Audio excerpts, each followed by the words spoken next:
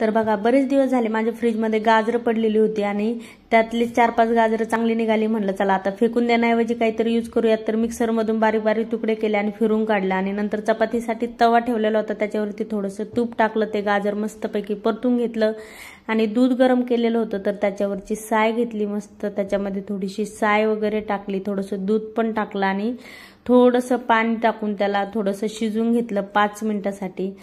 तर हे बघा मस्तपैकी त्याच्यामध्ये साय पण टाकली. म्हणलं फेकून द्यायचं तर फेकून देण्याऐवजी आता आपण काहीतरी यूज करून टाकूया त्या गाजरांचा. फेकून पण नव्हते देऊ वाटत तर म्हणलं चला.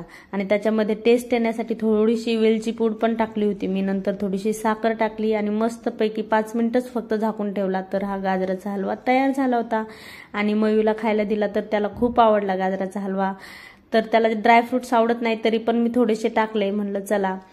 आणि मयूला खूप आवडला. तर बघा हा व्लॉग तुम्हाला कसा वाटला मला नक्की कमेंट करून सांगा. तोपर्यंत बाय बाय, टेक केअर. चॅनलवरती नवीन असाल तर पटापट चॅनलला सबस्क्राईब करा आणि या गाजराचा हलवा खायला तुम्ही पण.